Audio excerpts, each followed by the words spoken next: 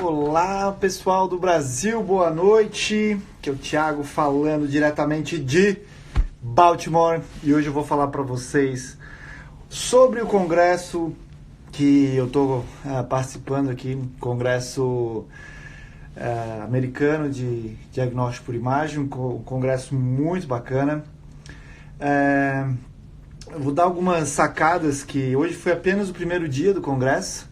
Oi Murilo, vão falando para mim se vocês estão me ouvindo bem aí pelos comentários, se o áudio tá bom, beleza? Ah, legal, massa, a galera tá entrando aí, show de bola. Então eu tô aqui em Baltimore, pessoal. Eu vim para esse congresso americano porque é um congresso bem robusto, a grade de palestras é muito boa. Né? E tem vários radiologistas faixa preta aqui, né? Board Certified. Então eu vim ouvir o que eles têm para falar. Eu pensei que na verdade eu vim aqui conhecer, ia conhecer poucas pessoas, na verdade, né? De brasileiro aqui tem pouquíssimo. Que veio diretamente do Brasil foi, até onde eu sei, apenas eu. Mas a gente tem outros brasileiros aqui. Tem a Ana, né, que ela está fazendo doutorado lá na Flórida com o professor Robson, que também é brasileiro. Tem o Fernando Castro, que ele é um radiologista aqui da região nordeste dos Estados Unidos. Ele foi residente da Pensilvânia. Tem a Miriam, que eu conheci hoje, ela trabalha em Illinois, enfim, não conheço tão bem, que ela deu um rounds para a BRV esses dias. Outro brasileiro que estava aqui, que está fazendo pós-doutorado no Canadá, é a Alexandra. Então não acho que eu não estou esquecendo ninguém. Acho que estamos em 6 brasileiros nesse congresso, né? Então tem pouco brasileiro aqui, mas tem gente do mundo todo, né? Tem gente do mundo todo aqui. Hoje foi o primeiro dia de congresso e para mim foi muito legal porque eles falaram de um assunto que eu adoro, que é a radiologia de exóticos, né? Falaram, amanhã foi inteira de radiologia em aves. Então a gente está preparando um mini curso de radiologia em aves. E o professor Robson, né, que estava aqui hoje, da Flórida, o professor da Flórida, ele vai também dar uma aula desse mini curso de aves da Unirádio. E à tarde foi um clínico de animais exóticos bem legal lá da Universidade de Georgia. Ele falou sobre radiologia de répteis e também falou de radiologia de répteis e coelhos. Foi bem legal, né? E só está começando, assim, hoje é o primeiro dia, vai até sábado, domingo ainda tem algumas palestrinhas rolando, então é um congresso bem denso. E amanhã tem eventos sociais e tal, né? Eu conversei com algumas pessoas, eu pensei que eu ia conhecer poucas pessoas, então, como eu falei para vocês, eu conheço os brasileiros, né? Mas tinha bastante gente que eu conhecia, tem vários professores, professor Robson da Pensilvânia, pessoal de Tufts, né? Falei com a Dominique Penny, que estava aqui, falei com a professora Amy Sato, que também é de Tufts, falei com o professor Will May da Pensilvânia. Eu não falei com o Troll, ele passou por mim, eu não falei com ele, né? Fiquei meio...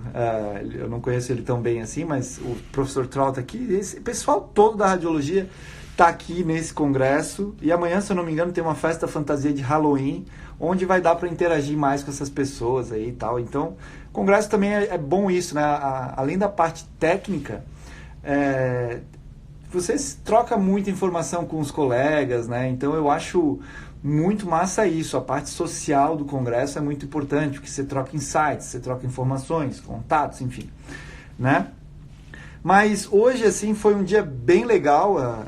E falei com o Tobias Schwartz também, né, que ele é autor do livro da tomografia. Passei com o Swan Speck, do VetMeet, conheci a galera do VetMeet que eu não conhecia ainda. Ontem a gente foi para Washington, ficou conversando bastante. E o papo que rola, assim, entre os radiologistas aqui, né, que inclusive eu vou dar uma palestra no Brasil sobre isso, é o futuro da radiologia, onde que a gente vai se encontrar, né?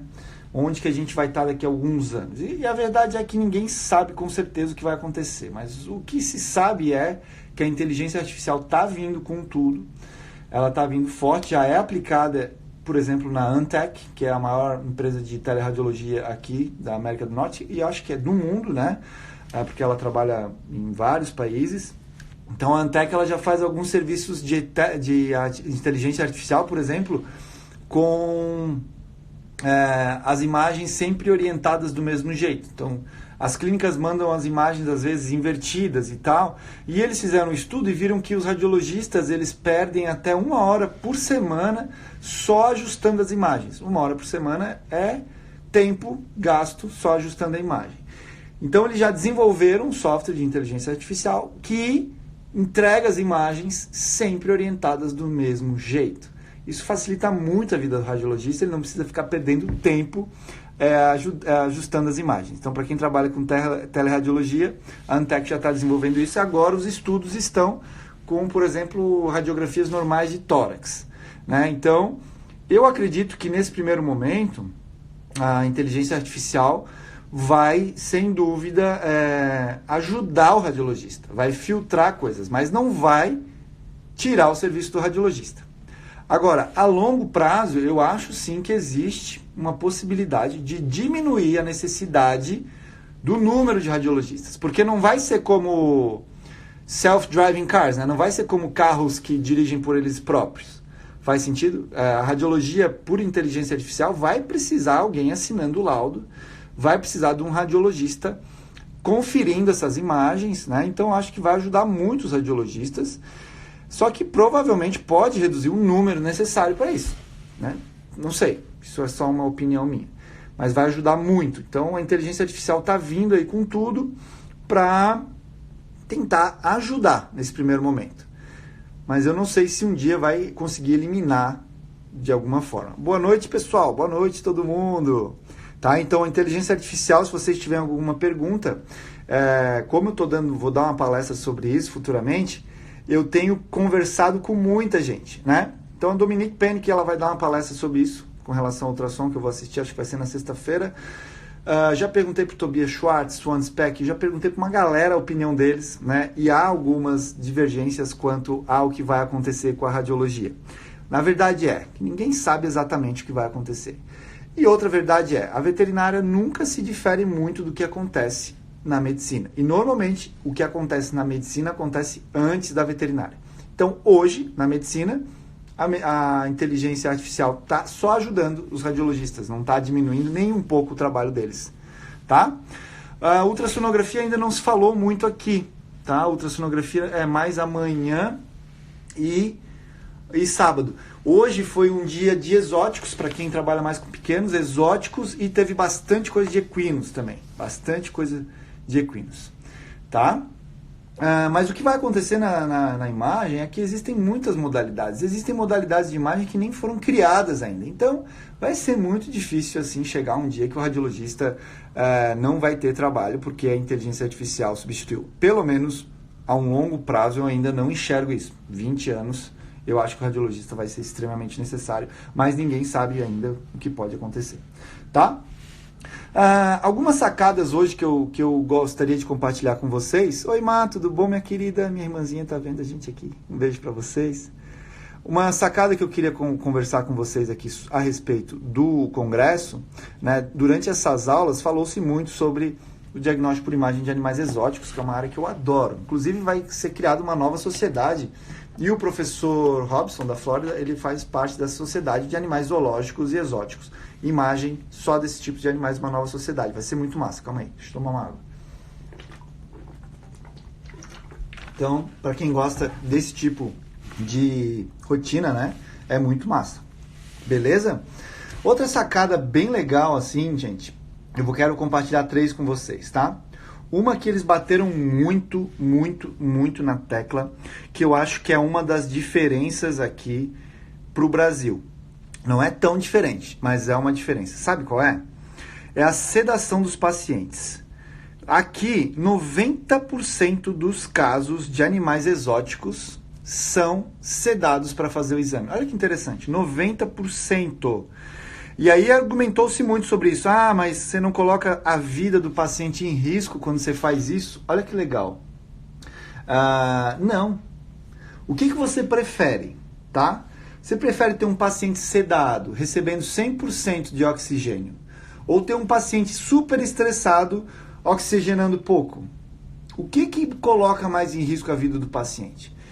Então, a gente tem que conversar bastante com os clínicos para fazer um exame sedado para o bem-estar do paciente e também melhora muito a qualidade do exame, melhora muito a qualidade do posicionamento. Então, a sedação é essencial para melhorar a qualidade do posicionamento, porque um posicionamento ruim gera uma imagem muito pobre diagnóstica, pode mimetizar, pode fazer falsos diagnósticos ou falso positivo, falso negativo. Então tem que tomar cuidado com o posicionamento. Nesses pacientes o posicionamento é primordial. Então a sedação acontece em praticamente 90% dos pacientes aqui, que eu acho que é uma das grandes diferenças aí no Brasil, onde eu vejo, pelo menos onde eu trabalhava, que há uma relutância em fazer sedações, de certa forma, né?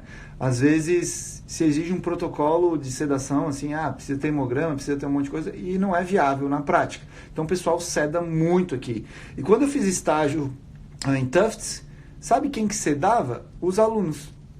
Os alunos de graduação sedavam, porque o professor passava o protocolo, os alunos sedavam e monitoravam. Muito sussa.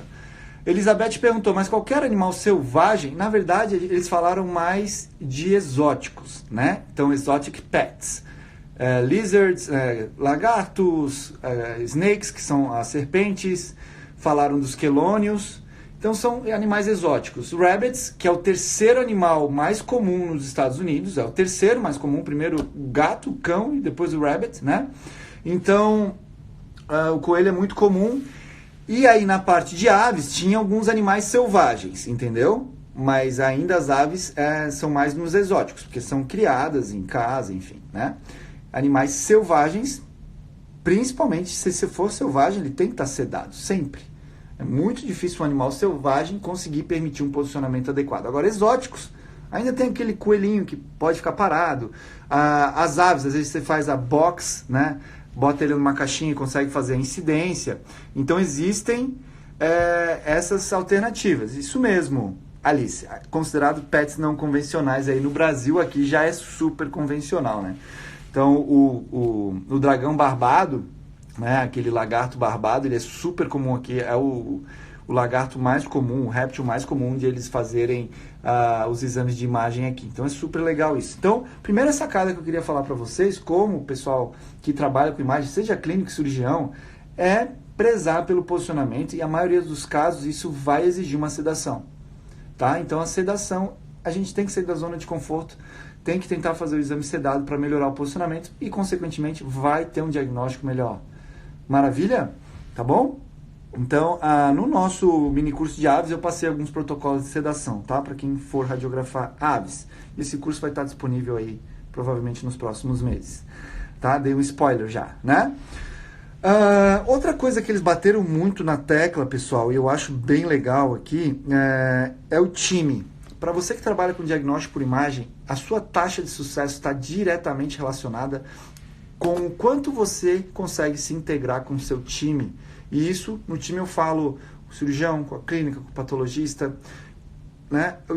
A medicina veterinária, ela é como se fosse uma banda. Todo instrumento tem que estar tocando bem, em sinfonia, em harmonia com a música. Então, se a gente for colocar nessa perspectiva, a medicina veterinária, ela tem que funcionar da mesma forma. E, infelizmente, a gente vê que existem locais onde essa integração, essa harmonia não existe. E, consequentemente, quem perde com isso não é só você. Não é só a sua rotina, não é só o seu setor, é o paciente. Então, a gente tem que prezar, mesmo se você não gosta daquela pessoa, cara, pessoalmente, mas você tem que superar isso e conseguir trabalhar profissionalmente com essa pessoa, tá? Porque o time tem que andar junto, a banda tem que tocar em harmonia, para o paciente não perder. Então eles bateram muito nessa tecla, muito legal. Como, não estou falando que aqui não existe problemas, tá, pessoal? Existe como qualquer outro lugar, inclusive eu me assustei com essa cidade. A quantidade de pessoas morando na rua é exorbitante, assim, assombroso. Eu andei 3 quadras aqui e acho que umas 5 pessoas vieram me pedir dinheiro. Chegando aqui nessa cidade, eu sentei do lado de uma pessoa, eu peguei um trem e essa pessoa era moradora de rua. E eu acabei emprestando, dando, né, $2 para essa pessoa comer, porque ela não tinha nada para comer. Então, assim, todo lugar tem problema, seja social ou profissional, né? Então, a gente tem que aprender a lidar com esses problemas para não cair sobre o paciente. O time tem que andar junto, né? Faz toda a diferença, Ju.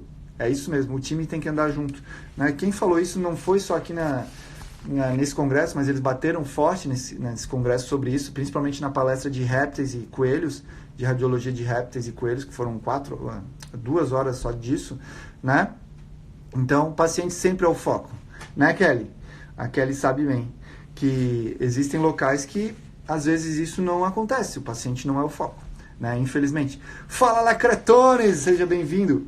Então, a primeira sacada é essa, pessoal. A gente tem que sair da nossa zona de conforto e pensar que a sedação vai fazer a diferença e, muitas vezes, é o caminho até mais seguro para o paciente. É o caminho até mais seguro para ele oxigenar melhor, para ele não se estressar no exame. Então, considerem isso nos pacientes de vocês, principalmente os exóticos, que hoje foi o tema abordado. Eu não participei muito da sala de equinos, porque realmente a minha rotina de equinos nem se compara com a minha rotina de pequenos animais, né? Então, assim, sedação é chave, o time tem que andar junto sempre, né? E os problemas, não achem que aqui não tem problemas, né? Então, conversando com vários colegas que trabalham aqui, existe sim problemas como aí, né? E a gente tem que saber lidar com esses problemas. Fala, Lacretone, só andando com os samurais da radiologia. Claro, meu querido, inclusive com você, que é um nosso grande samurai aí do Brasil, nosso querido professor Lacreta, um prazer te ter aqui, tá? Hoje a live é falar a respeito disso, né, pessoal? Então, eu consegui pegar várias sacadas de diagnóstico por imagem em répteis, em aves, que com certeza eu vou trazer isso para as minhas aulas, né, para ajudar vocês aí. Eu acho que esse conteúdo tem que chegar até o Brasil, não pode ficar restrito aqui. A gente tem que pegar o que tem de bom aqui, aonde que eles estão avançando no diagnóstico, a experiência de alguns profissionais, que é muito grande, né, e levar essa experiência até onde a gente consegue por via dos nossos cursos, da Unirádio, né, pelas palestras que eu, Lívia, a gente dá aí pelo Brasil afora, levar esse conhecimento para que todo mundo tenha acesso e, consequentemente, os nossos pacientes, que é sempre o nosso foco, consigam também receber esse diagnóstico mais preciso, né? Então, foi bem legal essa palestra, mas o mais legal de tudo foi a interação que existe ali nos breaks. Amanhã vai ter evento social, então esses breaks a gente troca bastante informação. Existem muitas pessoas querendo a residência em diagnóstico por imagem aqui nos Estados Unidos, porque ela é bem competitiva, porque o radiologista hoje nos Estados Unidos ganha bastante dinheiro para ficar laudando, para executar os seus laudos. Marina Ribeiro mandou uma solicitação para participar. Marina, manda eu se você realmente quer participar, porque às vezes eu aperto aqui e você não realmente quer, tá? Se você mandar um eu envio a solicitação. Se alguém quiser participar, está feito o convite, tá, pessoal? Para vocês fazerem perguntas ou mandem perguntas aqui por via dos comentários, beleza? Então, uma coisa que eu me assustei aqui foi em Baltimore, não só eu conheci alguns locais dos Estados Unidos, eu já fui para Massachusetts, Flórida, Pensilvânia, Nova York, Minnesota, mas eu nunca conheci um lugar como Baltimore. Baltimore realmente é considerada uma das regiões mais, assim, pobres, né, dos Estados Unidos. É uma região pobre, então tem muitas pessoas morando na rua, infelizmente é triste. Ontem eu fui jantar com o Tobias Schwartz e mais um grupo de amigos, né, o Swan Speck, mais um grupo de radiologista, Matt Winter, um monte de gente, e a gente foi para um outro lado da cidade, onde era um local assim mais turístico e tal, mais legal para se jantar. Mas aqui no centro, onde está acontecendo o congresso, realmente chega a ser assim, um pouco assustador a quantidade de pessoas que tem morando na rua. É muito assustador. Então, é bom para a gente ver que às vezes no Brasil a gente tem muita coisa boa, tem locais no Brasil que não tem isso. Né? Por exemplo, onde eu moro tem pouquíssimas pessoas morando na rua. Então, às vezes, a gente fica pensando, nos Estados Unidos, na Europa, não sei o quê. Cara, vou falar para vocês, o Brasil tem muita coisa boa, valorizem o país que vocês têm. Eu gosto muito do Brasil, adoro os Estados Unidos, mas gosto muito do Brasil também, tá? Tiago, você acha que ter contato com o paciente faz diferença na hora de laudar? Elizabeth, nem sempre a gente vai conseguir ter contato. Muito legal a tua pergunta. Nem sempre a gente vai conseguir ter contato, principalmente para quem trabalha com teleradiologia, né? Mas, quando possível, olhar o paciente, observar a clínica do paciente, que mais? Palpar o paciente, às vezes você tem alterações musculoesqueléticas que palpando você já sabe se aquilo é real ou não. Às vezes ele tem com alguma coleirinha, uma corrente, e se você palpar, você vê que aquilo é o artefato que está gerando na tua radiografia. Então, sem dúvida nenhuma, que olhar o paciente sempre te ajuda, faz a diferença, mas nem sempre vai ser possível, tá? Por exemplo, vamos falar da palestra de coelho, né?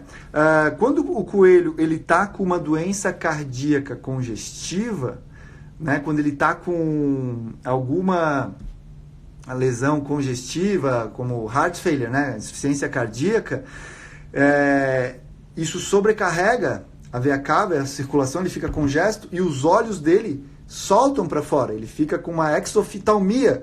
Então esse é uma coisa que se um radiologista sabe, ele olha, putz, esse coelho está com exoftalmia, ele deve estar com alguma doença congestiva grave.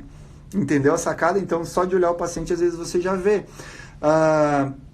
Paralisias na coluna é muito comum. Por exemplo, uma paralisia, uma paraparesia de membros pélvicos, né?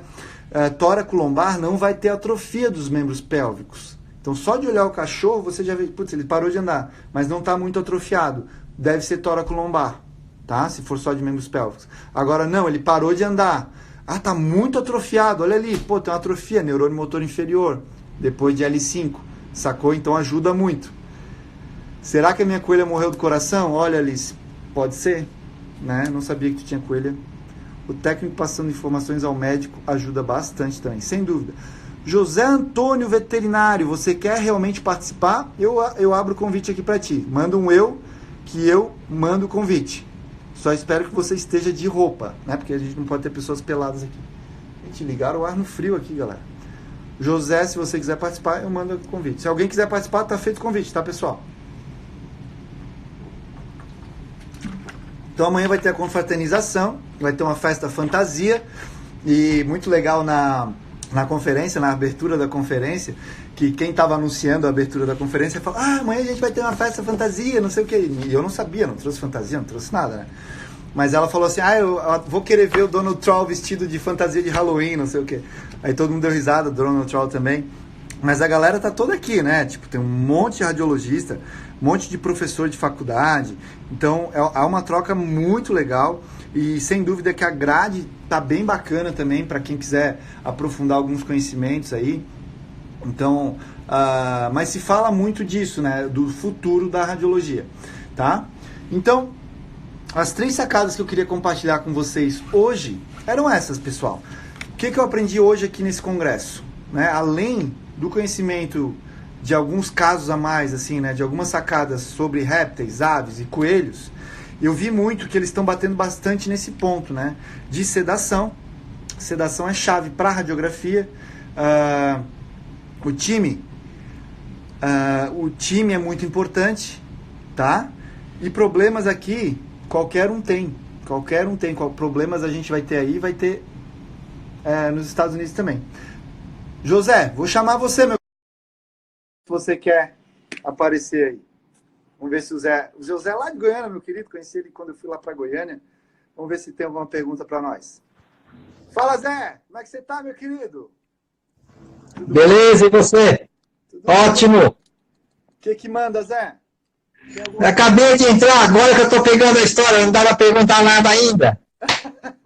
É um prazer te ter aqui, Zé. Que bom que você está acompanhando aí. Como é que estão as coisas aí em Goiânia?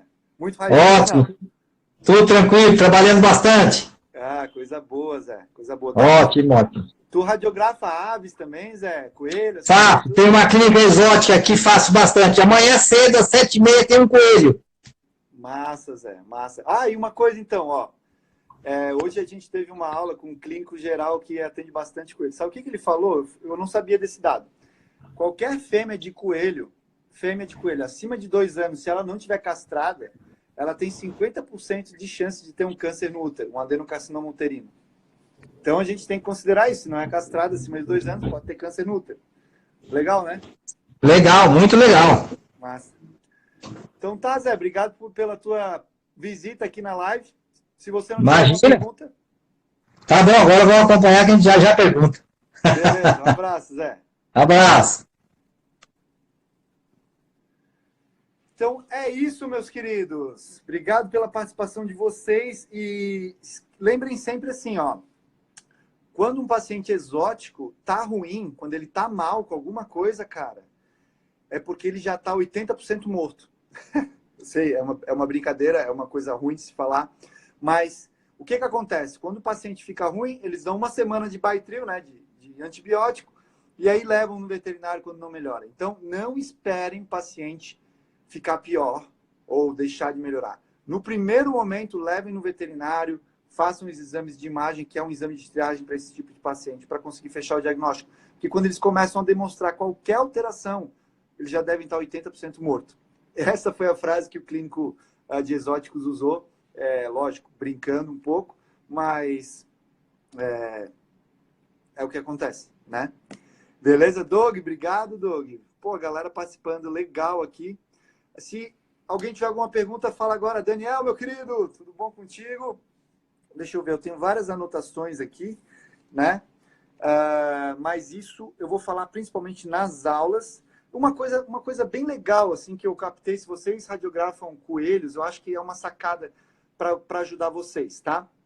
Todo mundo sabe que o coelho faz aquela coisa nojenta da autocoprofagia, né? Então, para ele fazer isso, pessoal, ele tem que se virar e alcançar o ânus, enfim, para comer as próprias fezes. Ele não come a fezes que caiu no chão, porque ele considera que isso é sujo. Faz sentido? Mas então, o que é a sacada, cara? Se um coelho ele tiver alguma doença na coluna, ele não vai conseguir fazer isso. Ele não vai conseguir fazer esse movimento para alcançar o ânus e conseguir fazer a autocoprofagia, tá? Então, quando ele tiver espondiloses, coisas na coluna, provavelmente ele vai ter alteração intestinal. Ele pode ter constipação, megacólon por causa disso. Então, preste atenção nos pacientes que têm problema na coluna, coelho que tem problema na coluna, principalmente, alguma espondilose, alguma dor ali, ele vai estar com problemas de constipação, de trato gastrointestinal. Tá? Essa é uma sacadinha para vocês aí, porque ele não vai conseguir se virar para alcançar o ânus. Tá bom, pessoal? Bom, hoje a live é curtinha, né?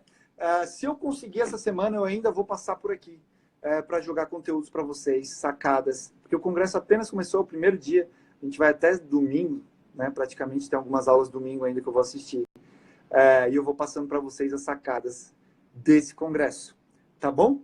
Então agradeço a participação de todo mundo, tenham uma excelente semana, espero que vocês tenham gostado. E o timo do coelho, Alice?